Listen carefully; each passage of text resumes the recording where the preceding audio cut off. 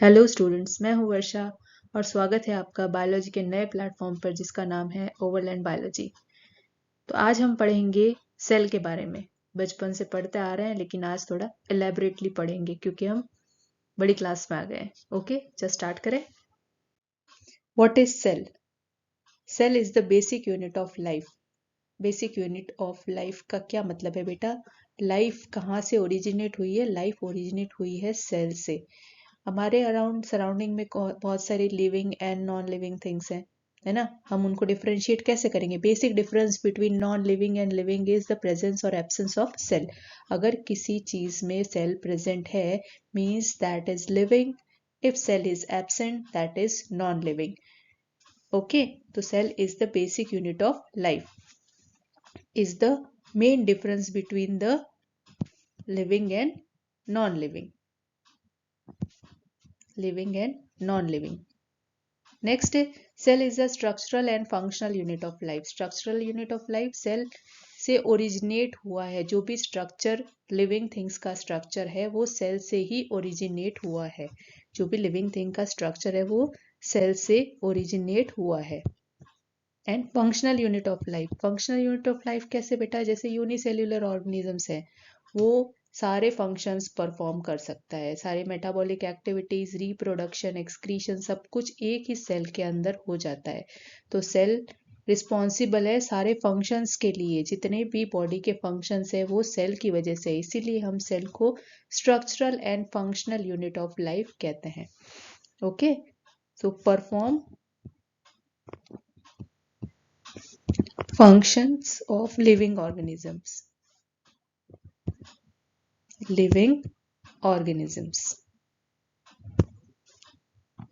Next है non cellular organisms. Non cellular organisms किनको कहेंगे बच्चों? नॉन सेल्यूलर ऑर्गेनिज्म कहेंगे हम example virus. Virus is a non cellular organism. क्यों? क्योंकि इसका इंडिपेंडेंट एग्जिस्टेंस नहीं है।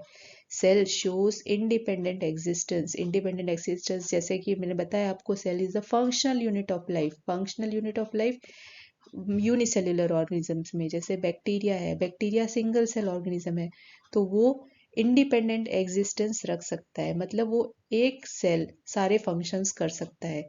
लेकिन वायरस, वायरस क्या है? लिविंग और नॉन लिविंग? हम कहेंगे लिविंग होगा भाई, इन्फेक्शन कॉज करता है, लेकिन नहीं, वो लिविंग नहीं है। वो लिविंग, उसे लिविंग होने के लिए होस्ट की जरूरत पड़ती है, ठीक है। इसीलिए that is known as non cellular organisms, यानी कि उसका इंडिपेंडेंट एग्जिस्टेंस नहीं है। That's why virus is not a cell. Okay, virus is not a cell because it does not show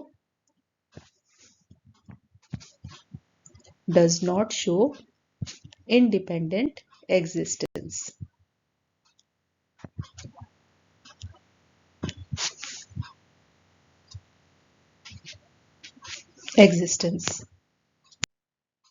history of cell. History of cell के बारे में हम जानेंगे।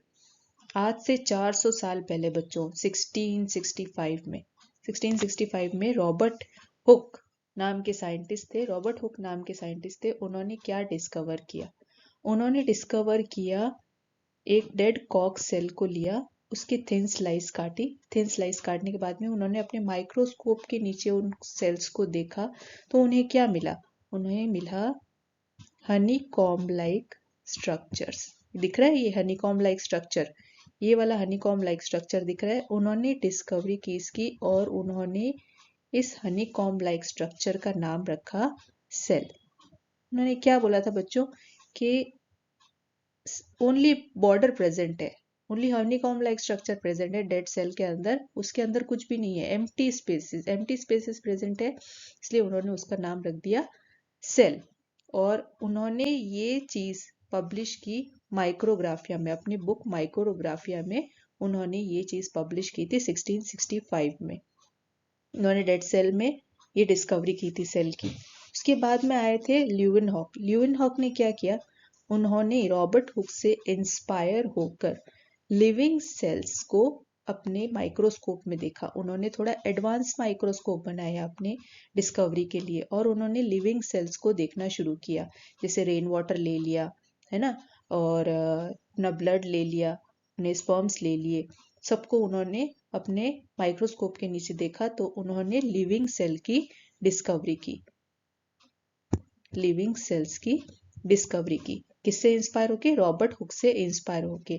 फिर थोड़े टाइम बाद में रॉबर्ट ब्राउन आए। रॉबर्ट ब्राउन ने क्या बोला? उन्होंने रॉबर्ट हुक की डिस्कवरी हाइपोथेसिस को उन्होंने बोला कि सेल के अंदर एम्प्टी स्पेसेस नहीं होते हैं, सेल के अंदर प्रेजेंट होते हैं न्यूक्लियस। तो उन्होंने न्यूक्लियस की डिस्कवरी की थी ना। क्वेश्चंस पूछे जाते हैं, क्वेश्चंस पूछे जाते हैं कि रॉबर्ट ब्राउन ने कौन सी ईयर में सेल की डिस्कवरी की थी? डेड की थी, लिविंग की थी? ल्यूवेनहॉक ने क्या किया था? ल्यूवेनहॉक ने कौन से सेल्स देखे थे अपने माइक्रोस्कोप के नीचे? और रॉबर्ट ब्राउन ने क्या किया था? न्यूक्लियस की डिस्कवरी की थी।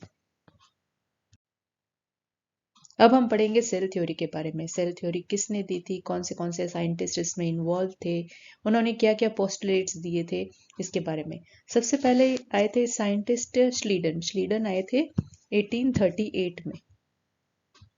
1838 में श्लीडन आए थे। श्लीडन वॉज अ बॉटनिस्ट जो प्लांट की स्टडी करते हैं। बॉटनिस्ट कौन होते हैं? जो प्लांट की स्टडी करते हैं। उन्होंने क्या बोला था? प्लांट के पार्ट्स है जो, प्लांट के पार्ट्स है जो, they are made up of cells. Plant parts are made up of different types of cells. Different types of cells. Cells. फिर 1839 में उनके फ्रेंड श्वान, जो कि जूलॉजिस्ट थे, जो एनिमल्स की स्टडी करते हैं वो जूलॉजिस्ट होते हैं, ठीक है। उन्होंने क्या बोला था कि जो सेल है, cell is surrounded by plasma membrane.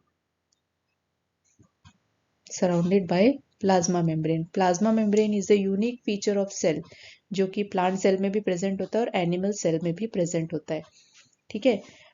Zoologist थे, लेकिन उन्होंने एक और बात कही थी।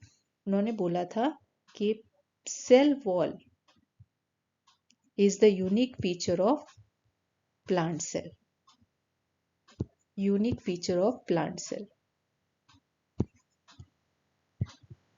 प्लांट सेल, कि प्लांट सेल में ही सेल वॉल प्रेजेंट होती है, एनिमल सेल में सेल वॉल एब्सेंट होती है। Animal cell is surrounded by only plasma membrane, plasma membrane से सराउंड करता है। और थर्ड थिंग उन्होंने क्या बोला था? All organisms are made up of cells. All organisms are made up of cells. But ये दोनों साइंटिस्ट ने इतनी सारी चीजें दे दी थी और उन्होंने बोला कि हम ये सेल थ्योरी दे रहे हैं, लेकिन ये फेल हो गए थे। दे फेल बिकॉज इन्होंने ये नहीं पता लगा पाए थे कि सेल आते कहाँ से है ना, सेल आते कहाँ से है। तो फिर एक नए साइंटिस्ट आए थे,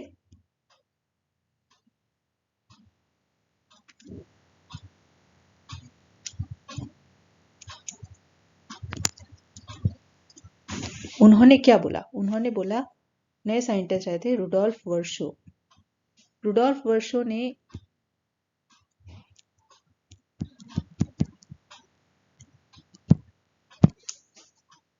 ने बोला कि cells arises from pre existing cells. Pre existing cells. उन्होंने इनके पोस्टुलेट्स पढ़े थे श्लीडन एंड श्वान के। उस बेसिस पे ये तो फेल हो गए थे दोनों, बताने के लिए कि सेल कैसे आते हैं, जो नए सेल्स होते हैं वो कहाँ से आते हैं। तो रुडोल्फ वर्शो ने बताया था कि नए सेल्स प्री एग्जिस्टिंग सेल्स से आते हैं। New cells arises from pre existing sales, इन्होंने दिया था। और इन सबके पोस्टुलेट्स मिलके क्या हुआ? Unifying theories in biology, universally accepted theory हो गई थी सेल थ्योरी। इसमें इन तीनों के नाम आते हैं श्लीडन, श्वान एंड वर्शो। तो थ्योरी में क्या था बच्चों? All living organisms are made from cells and product of cells, and all organisms, the cell is the basic unit of life. ये सेकेंड पोस्टुलेट। और थर्ड पोस्टुलेट क्या था?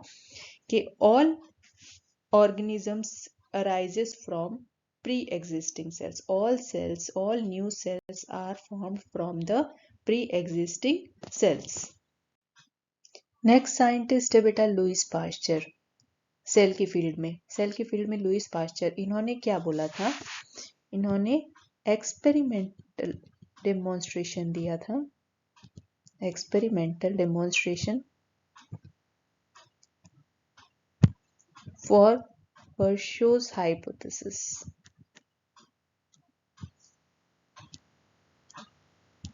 क्या था वर्शोस हाइपोथेसिस? वर्शोस हाइपोथेसिस था new cell arises from pre existing cell. New cells arises from pre existing sales.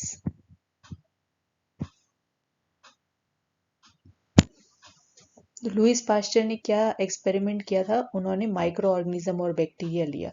ठीक है, उसको क्या उन्होंने बोला, एक बैक्टीरिया लिया और इसने देखा पुराने बैक्टीरिया से ही नए बैक्टीरिया अराइज हो रहे हैं, और ये था experimental proof of Virchow's hypothesis.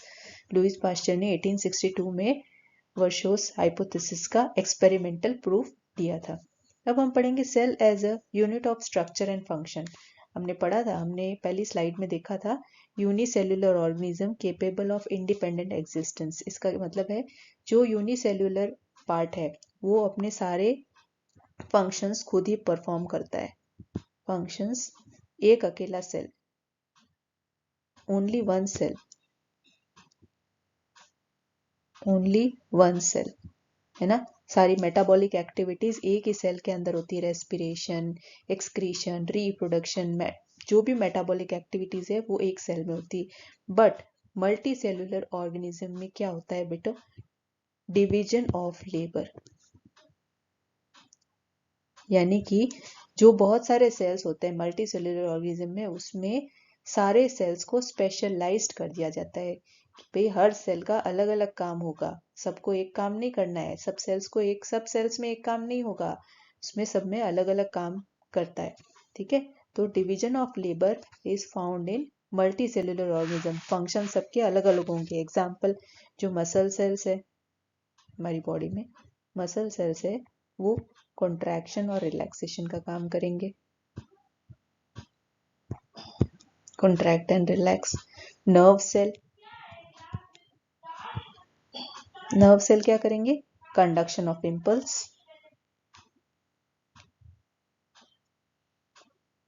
Message पहुंचाएंगे एक सेल से दूसरे सेल पर. ग्लैंड सेल क्या करेंगे? सिक्रीशन का काम, सिक्रीशन का काम करेंगे.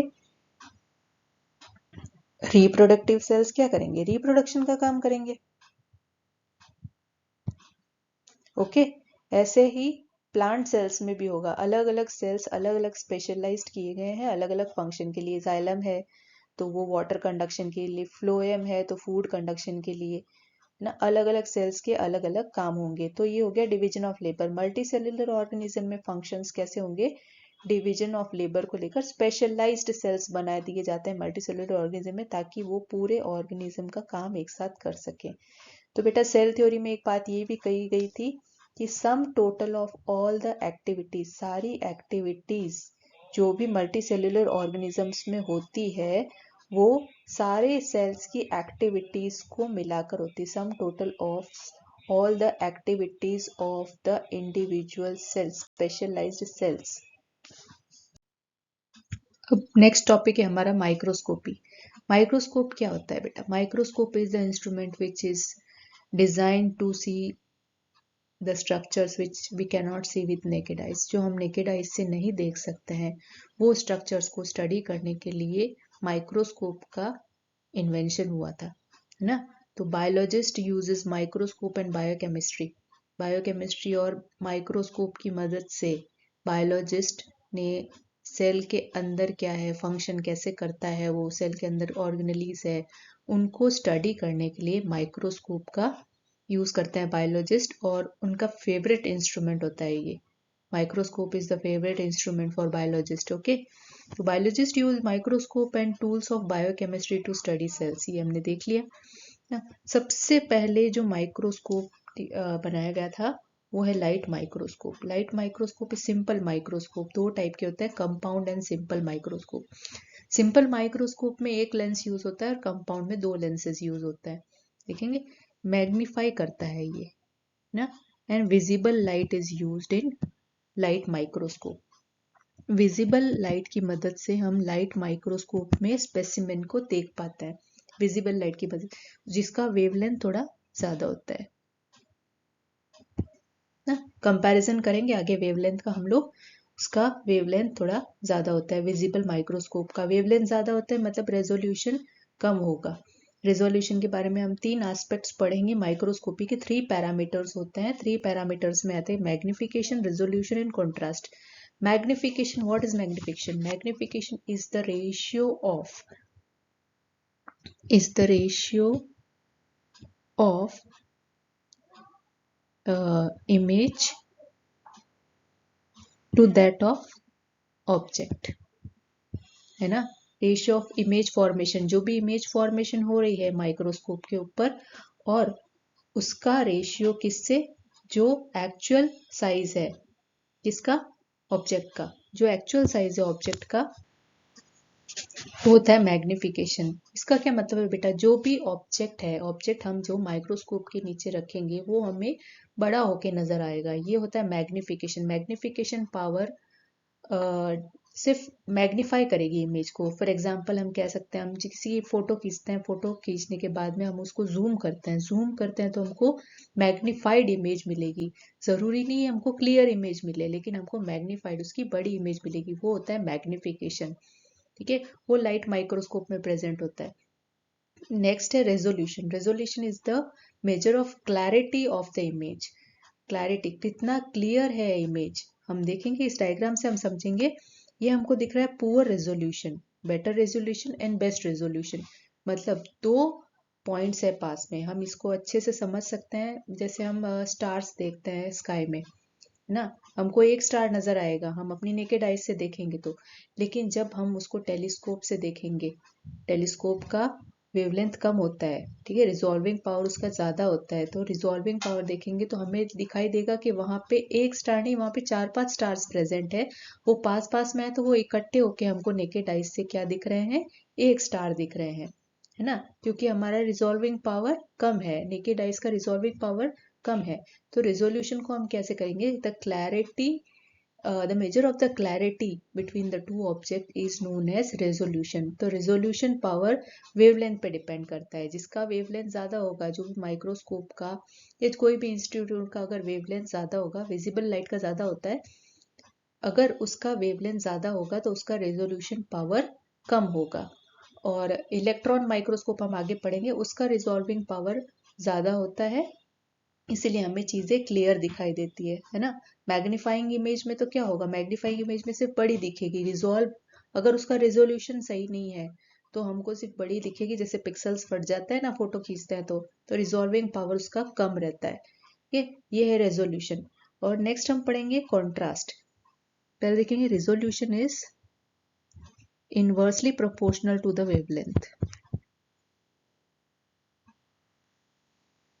कॉन्ट्रास्ट, कॉन्ट्रास्ट में क्या होता है बच्चों, difference between the light and dark areas of the image. Contrast, जैसे हम पिक्चर्स में देखते हैं कॉन्ट्रास्ट कम करो ज्यादा करो, टेलीविजन पे देखते हैं कॉन्ट्रास्ट कम करो ज्यादा करो, तो लाइट एंड डार्क फेज जो होता है सेल के अंदर, वो हम डाई से यूज करते हैं, आगे हम पढ़ेंगे उसमें, तो वो होता है कॉन्ट्रास्ट कैरेक्टर ऑफ माइक्रोस्कोप। ये 3 पैरामीटर्स है जिसपे माइक्रोस्कोपी वर्क करती है, एक तो मैग्निफिकेशन, दूसरा रेजोल्यूशन एंड तीसरा कॉन्ट्रास्ट। अभी तक हमने पढ़ा था लाइट माइक्रोस्कोप। लाइट माइक्रोस्कोप के ड्रॉबैक्स क्या है बच्चों, लाइट माइक्रोस्कोप की रेजोल्यूशन पावर थोड़ी कम है, इसीलिए हम उसको डिटेल स्ट्रक्चर ऑफ सेल्स हम नहीं देख सकते हैं, बहुत ही छोटा होता है सेल, हमारी नेकेड आइज से तो हम देख ही नहीं सकते हैं। और लाइट माइक्रोस्कोप की भी वेवलेंथ ज्यादा होती है, तो हम रिजॉल्व नहीं कर पाते हैं स्मॉल ऑर्गेनलीज को। उसके लिए फिर इन्वेंशन हुआ इलेक्ट्रॉन माइक्रोस्कोप का। इलेक्ट्रॉन माइक्रोस्कोप का प्रिंसिपल क्या है, इलेक्ट्रॉन्स को बम्बार्ड किया जाता है स्पेसिमेन के ऊपर, और उनकी इमेज निकाली जाती है। इलेक्ट्रॉन की वेवलेंथ बहुत कम होती है, इसलिए रिजॉल्विंग पावर उसका बहुत ज़्यादा होता है। एज अ रिजल्ट हमें एकदम से क्लियर इमेजेस दिखती है सेल के अंदर भी।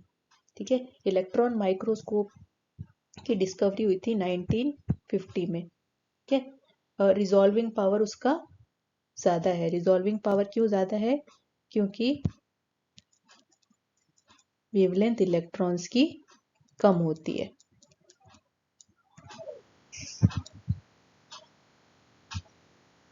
कम होती है, इसीलिए उसका रिजॉल्विंग पावर अच्छा है। Electron microscope are of two types, SCM and TEM. SCM जो स्कैनिंग इलेक्ट्रॉन माइक्रोस्कोप है, उसका क्या प्रिंसिपल, उसका क्या रिजल्ट है? Useful for the studying of surface of cells. Surface of cells, cell का 3D स्ट्रक्चर हमें नजर आता है स्कैनिंग इलेक्ट्रॉन माइक्रोस्कोप में। जैसे आरबीसी है, आरबीसी डिस्क शेप है, तो हमें कैसे पता चला? स्कैनिंग इलेक्ट्रॉन माइक्रोस्कोप के नीचे जब हमने आरबीसी को देखा तो वो हमको नजर आई डिस्क शेप की है। 3D स्ट्रक्चर ऑफ सेल नजर आया, हमें शेप्स पता चली स्कैनिंग इलेक्ट्रॉन माइक्रोस्कोप के थ्रू। 3D इमेज बना। और लिविंग स्पेसिमेन, इसका ड्रॉबैक है, हम लिविंग स्पेसिमेन पे इसको नहीं देख सकते हैं, ये इसका ड्रॉबैक है। ट्रांसमिशन इलेक्ट्रॉन माइक्रोस्कोप है बच्चों, जिसमें स्कैनिंग इलेक्ट्रॉन माइक्रोस्कोप से भी थोड़ा एडवांस है ये। उसमें हमें और डिटेल स्ट्रक्चर, सेल का इंटरनल स्ट्रक्चर सेल ऑर्गेनेलीज है, ये सारे हमको पता चलते हैं transmission electron microscope. Interior structure, ठीक है, इनको भी हम लाइव स्पेसिमेन में, लिविंग स्पेसिमेन में हम इसको नहीं व्यू कर सकते हैं। Machine is very expensive and costly, बहुत कॉस्टली मशीन्स आती है, क्योंकि इलेक्ट्रॉन्स बम्बार्ड करते हैं, मेटल को बम्बार्ड किया जाता है, इलेक्ट्रॉन्स निकाले जाते हैं हेवी मेटल्स के। तो ये हो गया हमारा माइक्रोस्कोपी के बारे में, हमने जान लिया। अब हम पढ़ेंगे सेल फ्रैक्शनेशन के बारे में। एक useful technique in studying the structure and components of cell, है ना, components of cell. Cell fractionation एक ऐसी टेक्निक है जो साइंटिस्ट ने यूज की थी सेल के फ्रैक्शंस करके, उनके अंदर से ऑर्गेनेलीज को निकालकर, और उनके डिफरेंट डिफरेंट स्ट्रक्चर, उनके फंक्शंस जानने के लिए जो टेक्निक यूज की गई थी उसे कहते हैं सेल फ्रैक्शनेशन। उसमें क्या होता है बच्चों, इस टेक्निक में टिश्यू कल्चर लिया जाता है। टिश्यू लिए जाएंगे सेल्स के, उसको एक मिक्सी में होमोजेनाइज किया जाता है, एक मिक्सी में उसको ग्राइंड किया जाता है। ग्राइंड करने के बाद में जो होमोजिनेट होता है, होमोजिनेट किसे कहते हैं हम, जो सुपरनेटेंट फॉर्म होता है ना। टेस्ट ट्यूब के अंदर होमोजिनेट होने के बाद में यहाँ पे होगा पैलेट फॉर्मेशन, और ऊपर होगा सुपरनेटेंट लिक्विड, सुपरनेटेंट, और ये होगा पैलेट। इसमें सेल ऑर्गेनेलीज और सेल के फ्रैक्शंस प्रेजेंट होंगे पैलेट के अंदर। ओके, सुपरनेटेंट को क्या करते हैं फिर हम फर्दर उसको सेंट्रीफ्यूज करेंगे, सेंट्रीफ्यूगेशन ट्यूब से इस होमोजिनेट को सेंट्रीफ्यूज करेंगे अलग अलग यूनिट्स पे, यहाँ 20G, 80G, 150G। जैसे जैसे इसको सेंट्रीफ्यूज करेंगे तो फिर से हमें एक सुपरनेटेंट मिलेगा और एक पैलेट मिलेगा। Pellet rich in nuclei and cellular debris, जो भी हैवी मटेरियल होंगे वो पहले फॉर्म होंगे पैलेट में। अब फिर इस सुपरनेटेंट में और लाइट मटेरियल्स प्रेजेंट होंगे, लाइट ऑर्गेनेलीज प्रेजेंट होंगे, उसको हम फर्दर सेंट्रीफ्यूज करेंगे और हमको एक नया पैलेट फॉर्म होगा। इस पैलेट में फिर हमको मिलेगा chloroplast if cell is plant, और माइटोकॉन्ड्रिया। माइटोकॉन्ड्रिया रिच होता है इस पैलेट में, और फिर बाद में हम इस सुपरनेटेंट को फिर से हम सेंट्रीफ्यूज करेंगे और हमें एक और पैलेट मिलेगा, उसमें हमें और ऑर्गेनेलीज मिलेगी। ऐसे करके हमको सबसे लाइट जो ऑर्गेनेलीज है राइबोसोम्स, वो ज्यादा सेंट्रीफ्यूगेशन की यूनिट पे हमें मिलेगी। इस तरह से हम आइसोलेट कर पाएंगे सेल ऑर्गेनेलीज को और उनकी अलग अलग स्टडीज कर पाएंगे, उनके फंक्शंस जान पाएंगे, क्या क्या फंक्शंस होते हैं। तो सेल फ्रैक्शनेशन क्या होता है, separating the major organelles of the cell. क्यों? क्योंकि स्टडी करने के लिए क्या फंक्शंस होते हैं इनके, अलग अलग ऑर्गेनेलीज के क्या क्या फंक्शंस होते हैं। बहुत ही डेलिकेट प्रोसेस होता है फ्रैक्शनेशन का, कंपोनेंट्स अलग करने के लिए सेल के।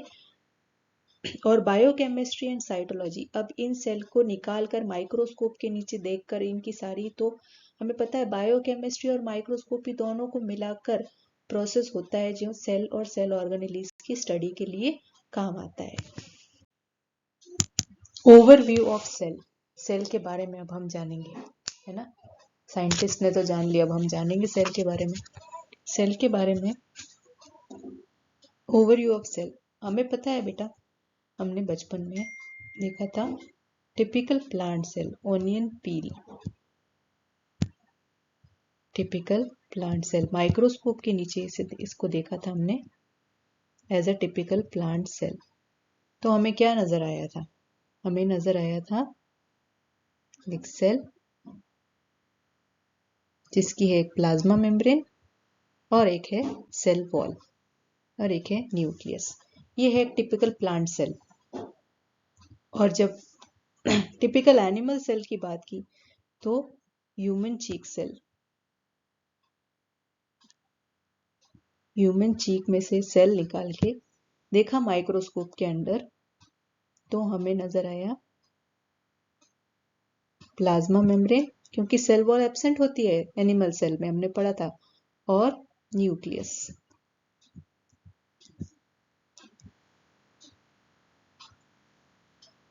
बेटा इन तीनों में क्या कॉमन चीज है? दोनों में क्या कॉमन चीज है? दोनों में हमें जो कॉमन चीज देखने को मिली है वो है न्यूक्लियस।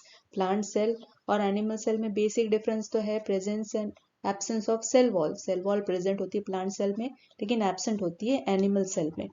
कि nucleus, on the basis of nucleus or cells are divided into two parts, two types ना। on the basis of nucleus, nucleus के बेसिस पे, कैसा न्यूक्लियस प्रेजेंट है ऑर्गेनिजम्स में, उसके बेसिस पे हमने सेल को डिवाइड किया है टू पार्ट्स में। कौन सा है? एक है प्रोकैरियोट, नेचर ऑफ न्यूक्लियस, एक है यूकैरियोट। प्रोकैरियोट, हम प्रोकैरियोट किसको कहेंगे? हम इसको तोड़ेंगे, प्रोकैरियोट। कैरियोट, प्रो का मतलब होता है प्रिमिटिव या पुराना,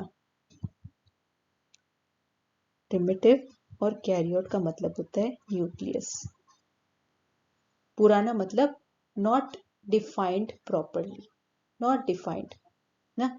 नॉट डिफाइंड का मतलब हम सोच आगे पढ़ेंगे। नॉट डिफाइंड का मतलब होता है जिसमें न्यूक्लियर मेम्ब्रेन प्रेजेंट नहीं होती है, वो होता है प्रेजेंट। यूकैरियोट में होता है वेल डिफाइंड न्यूक्लियस।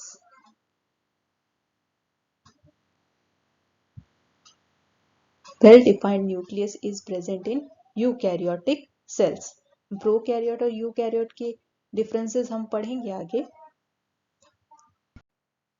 इस डायग्राम के थ्रू हम डिफरेंसेस एंड सिमिलैरिटीज पढ़ेंगे प्रोकैरियोट्स एंड यूकैरियोट्स के बारे में। ठीक है, प्रोकैरियोट सिंपल स्ट्रक्चर होता है और यूकैरियोट्स में कॉम्प्लेक्स स्ट्रक्चर होता है, क्योंकि वेल डिफाइंड न्यूक्लियस प्रेजेंट होता है, कॉम्प्लेक्स स्ट्रक्चर होता है, ऑर्गेनेलिज प्रेजेंट होती है।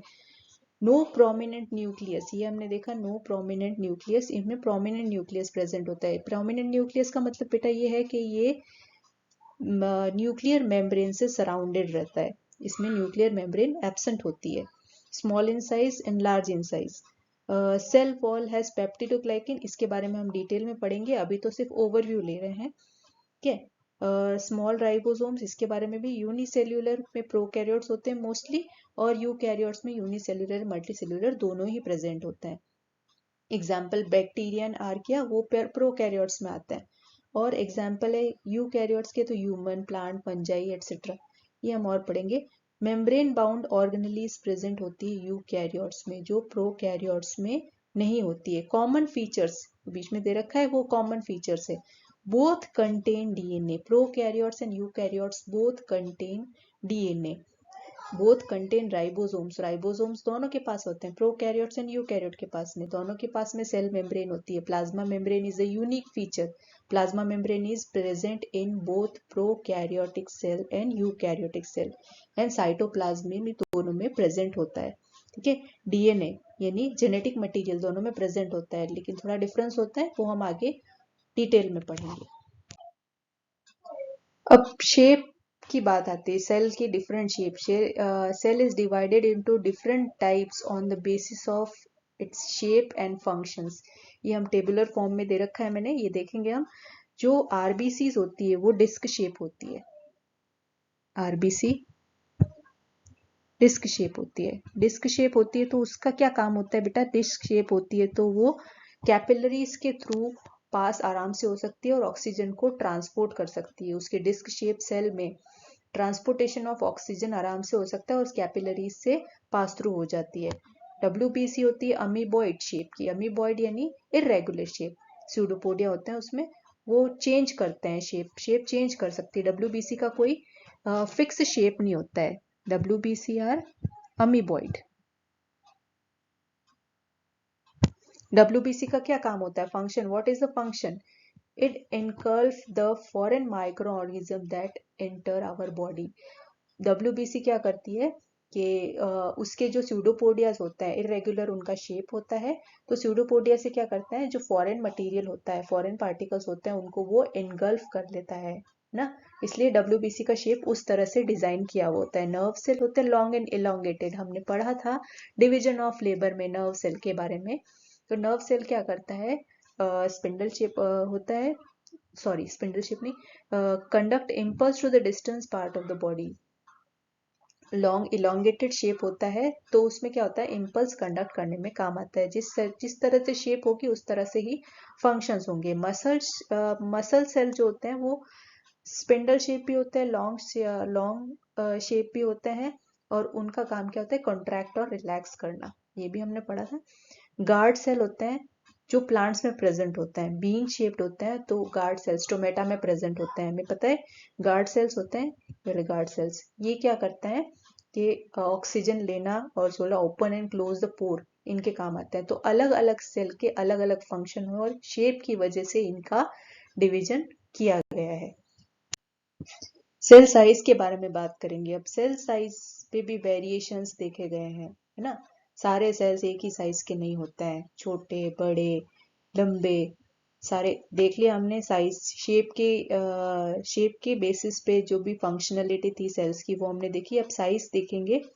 माइकोप्लाज्मा गैलीसेप्टिकम, ये बेटा एक पैरासिटिक बैक्टीरिया है जिसका साइज सबसे स्मॉल है। Smallest size of cell 0.3 micrometer up to 0.3 micrometer. इसी की स्पीशीज है PPLO, प्लूरोन्यूमोनिया लाइक ऑर्गेनिज्म, जिसका साइज है 0.1 माइक्रोमीटर, 0.1 माइक्रोमीटर। लार्जेस्ट सेल है ऑस्ट्रिच एग और लॉन्गेस्ट सेल है नर्व सेल। एक एवरेज साइज बैक्टीरिया का कितना होगा, 3 to 5 माइक्रोमीटर। और हमारी आरबीसी का साइज होगा 7 माइक्रोमीटर। ये स्टैंडर्ड्स है सारे, इनकी साइज सारी स्टैंडर्ड है कि बच्चों। ये हमने सेल बायोलॉजी का फर्स्ट पार्ट कंप्लीट किया है। नेक्स्ट पार्ट में हम अगले वीडियो में मिलते हैं, तब तक के लिए बाय बाय।